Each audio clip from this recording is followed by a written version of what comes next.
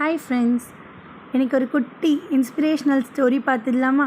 இது வந்து ரியல் லைஃப்பில் நடந்த ஸ்டோரி. ஆக்சுவலாக இப்போ பார்த்திங்கன்னா, ஒரு பையன் அப்பா அம்மா இருக்காங்க. அந்த பையனோட 2வது மாதத்தில் அந்த அப்பா வந்து இறந்துடுறாரு. அவங்க அம்மா தான் அவங்கள வளர்த்துட்ருக்காங்க.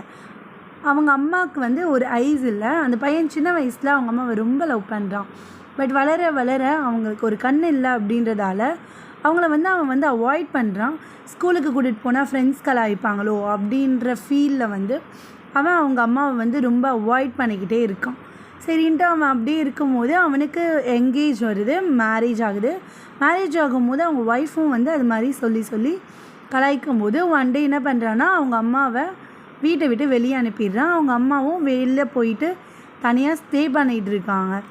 ஒரு நாள் அவங்களுக்கு ஞாபகம் வருது, அன்றைக்கி வந்து அவங்க பையனோட பர்த்டே அப்படின்னு சொல்லிட்டு அவங்க ஜஸ்ட் ஒரு ஃப்ளார் ப்ளஸ் 1 லெட்டர் எழுதி எடுத்துகிட்டு போகிறாங்க. போயிட்டு பெல் ரிங் பண்ணிவிட்டு many more happy returns of the day அப்படின்னு சொல்லிட்டு அந்த ஃப்ளார் ப்ளஸ் லெட்டரை ப்ரெசென்ட் பண்ணுறாங்க. அந்த பையன் உள்ளே போயிட்டு ஃப்ளாரை வச்சுட்டு லெட்டரை பிரித்து படிக்கிறான். அதில் என்ன எழுதியிருக்கு அப்படின்னா, இது வரைக்கும் சொல்லாத ஒரு உண்மை வந்து உனக்கு இப்போ சொல்ல போகிறேன்.